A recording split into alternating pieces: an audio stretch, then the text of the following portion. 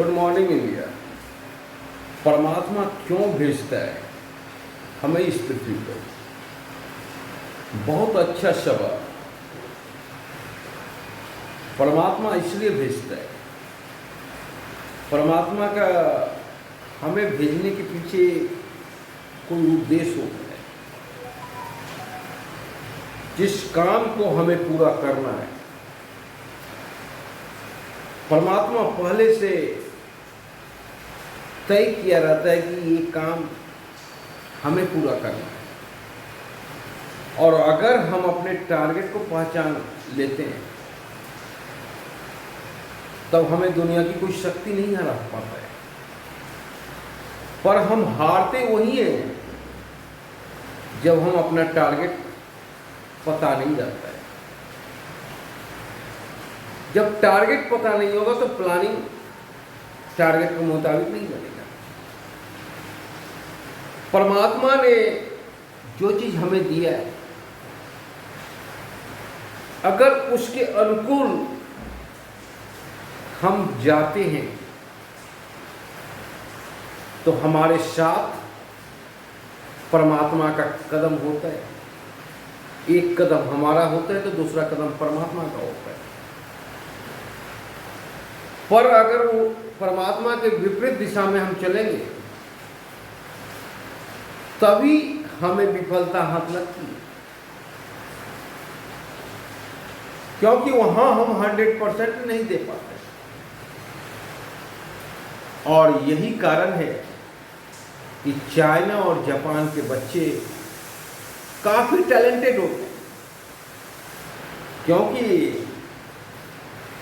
Primary stage में ही उस बच्चे में सर्वे किया जाता है कि ये बच्चा किस दिशा में आगे जा सकता है। अगर दौड़ में कोई बच्चा आगे जाता है तो उसे दौड़ाया जाता है। अगर कोई बच्चा आर्टिस्ट है तो शुरू से ही आर्टिस्ट बनाया जाता है। अगर कोई बच्चा बॉक्सर है तो शुरू से ही बॉक्सर बनाया जाता है। मतलब कि वहां परमात्मा के अगेंस्ट हम नहीं जाते, परमात्मा के साथ जाते हैं। और यही कारण होता है कि वो ओलंपिक में 101 मेडल जीतते हैं और हम 3-4 मेडल से ही संतुष्ट कर पाते हैं,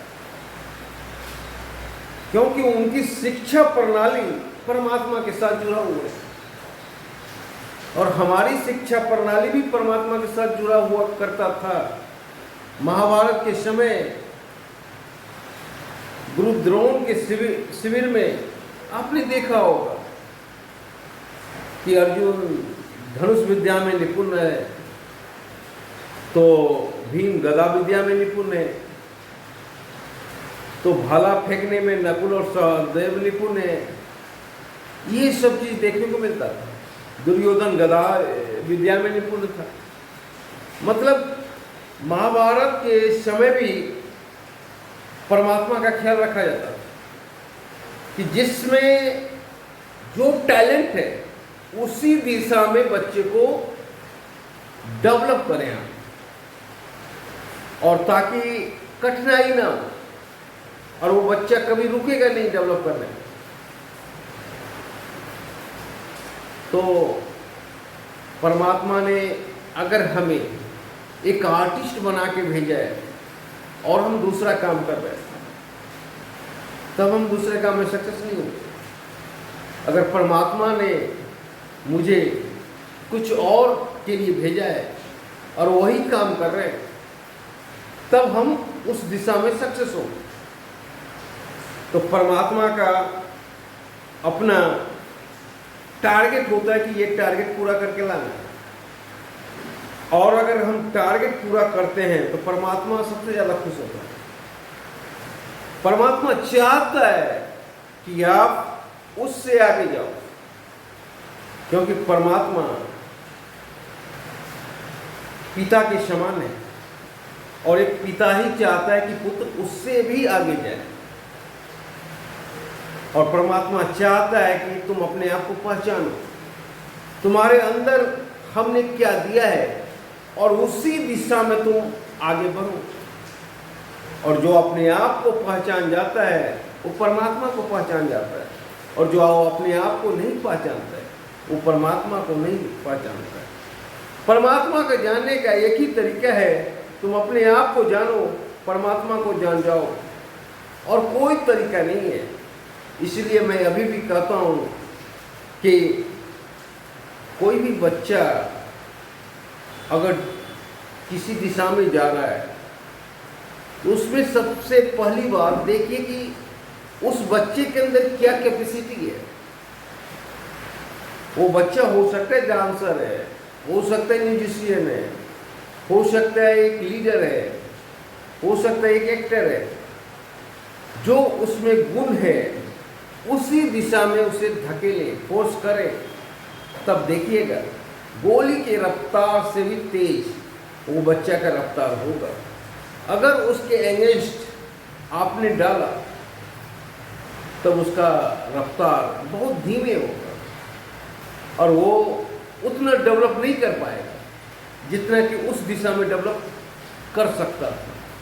तो आप हर हमेशा ये ध्यान रखें कि हमारे बच्चे में किस बात की अधिकता है, कौन सा गुण सबसे अधिक है, और उसी दिशा में अपने बच्चों को फोर्स करें।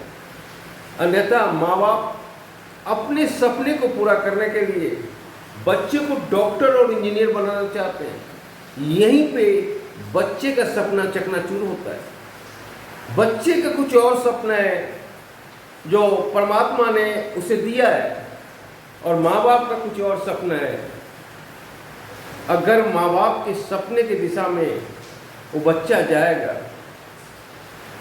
तो सपना तो पूरा करेगा, पर परमात्मा के दिशा में अगर जाएगा तो उसकी रफ्तार गोली की रफ्तार से भी ज़्यादा होगी। जय हिंद।